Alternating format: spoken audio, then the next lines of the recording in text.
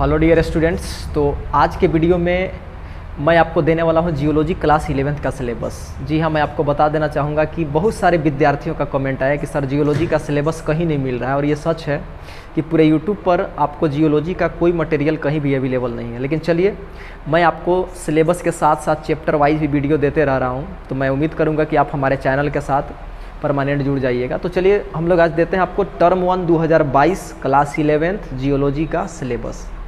तो देखिए, सिलेबस में आपको बहुत ज़्यादा चैप्टर नहीं पढ़ना है। हो सकता है कि कई सारे वीडियो में आप देखते होंगे कि अरे यार, इसमें तो बहुत सारे चैप्टर आते हैं, लगभग 7, 8, 10 चैप्टर पढ़ने हैं। लेकिन मैं आपको बताने वाला हूँ क्रिस्टल क्लियर जो सिलेबस है। मैंने पिछले कई साल के क्वेश्चन को देखा, क्योंकि जैक बोर्ड तो सिलेबस देता नहीं है। तो देखने के बाद मुझे पता चला कि आपको बहुत ज़्यादा चैप्टर नहीं पढ़ना। जो भी चैप्टर पढ़ना उसका वीडियो में मैं आपको पूरा विवरण के साथ, डिटेल के साथ उसको बताने वाला हूँ। तो ध्यान से देखिएगा कि आपका जो सिलेबस है जियोलॉजी क्लास 11th का, उसमें जो टोटल आपको पढ़ना है टर्म 1 में, उसमें मात्र 3 ही चैप्टर आपको पढ़ना है, जैसा कि आपको दिख रहा होगा। तो अब आप सोच रहे होंगे कि यार पहला चैप्टर कौन सा है, दूसरा, तीसरा। तो एक एक करके मैं सारे चैप्टर के बारे में आपको बता देता हूँ। तो जो सबसे पहला चैप्टर आपको 3 चैप्टर में पढ़ना है वह है इंट्रोडक्शन टू जियोलॉजी। इसका मतलब क्या हुआ? जियोलॉजी यानी कि भूगर्भ शास्त्र का परिचय। क्या होता है भाई जियोलॉजी, इसके बारे में क्या इसके ब्रांच हैं, इसमें हम लोग किस चीज़ का स्टडी करते हैं। साथ ही साथ इसी चैप्टर में आपको बहुत सारे टॉपिक इंक्लूड हो जाएंगे, जैसे भूकंप क्या है, ज्वालामुखी क्या है, हमारा पृथ्वी कैसे बना, ब्रह्मांड कैसे बना, सौरमंडल कैसे बना। ये सारा चीज़ आपको परिचय में ही शामिल हो जाएगी। इसलिए कोई अलग से चैप्टर पढ़ने की ज़रूरत आपको नहीं है। बहुत सारे वीडियो में आप देखते होंगे 20-20 चैप्टर का लिस्ट आपको दे दिया जाता है। ऐसा नहीं करना है। तो आपको जो सबसे पहला चैप्टर पढ़ना है उसको पढ़ना जियोलॉजी का परिचय, भूगर्भ शास्त्र का परिचय। दूसरा चैप्टर क्या है?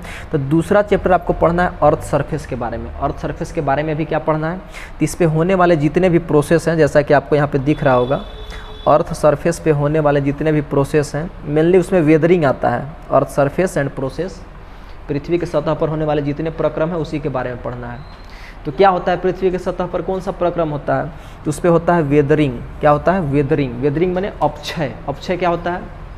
जैसे आप देखते होंगे कि बारिश होता है, तो बारिश से जो है कि मिट्टी का कटाव हो जाता है।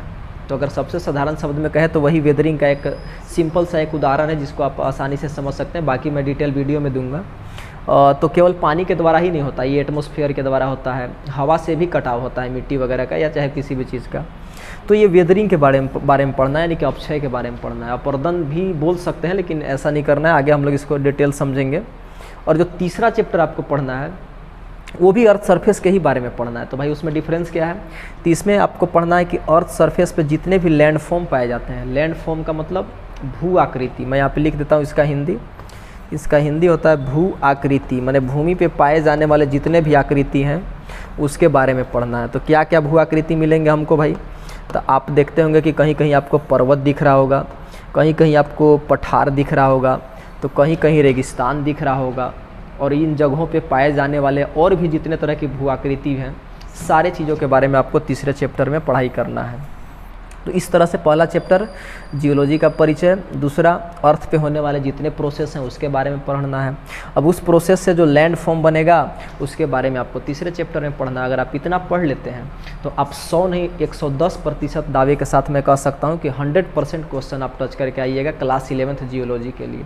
और बाकी चैप्टर का बात रहा तो मैं आपको वीडियो देते ही रहता हूँ कंटिन्यू। आप बने रहिए हमारे चैनल के साथ। और पूरे यूट्यूब पर एकमात्र आप चैनल इसको कह सकते हैं जो कि आपको जियोलॉजी का शुरू से लेकर के लास्ट तक कंप्लीट सिलेबस आपको करवा रहा है। तो अब सवाल आता है कि क्या इतना कर लेने से मेरा एग्ज़ाम में सारा क्वेश्चन बन जाएगा? तो आंसर है नहीं। क्यों नहीं बनेगा? तो देखिए उसमें कुछ कमी है। क्या कमी है? तो आप देख सकते हैं उसके लिए आपको रिवीजन भी चाहिए। तो रिवीजन कैसे भाई होगा? क्योंकि कहीं तो इसका मटेरियल है नहीं। तो आपको मेरे द्वारा सारा question, VVI question, objective question, हर तरह के क्वेश्चन का प्रैक्टिस कराया जाएगा। तो मैं उम्मीद करूंगा कि आप हमारे साथ बने रहिए और क्वेश्चन का प्रैक्टिस करके पहले तो सिलेबस को पढ़िए ठीक से, और इसके बाद क्वेश्चन प्रैक्टिस करके एग्ज़ाम में जाइएगा। और मैं दावे के साथ कह सकता हूं कि 100% आप क्वेश्चन को टच करके आइएगा। तो ये रहा आपका क्लास 11th का सिलेबस, और इसके बाद कंटिन्यू मैं आपको वीडियो भी देते रहूँगा चैप्टर का। लेकिन अगले वीडियो तक के लिए गुड बाय एंड टेक।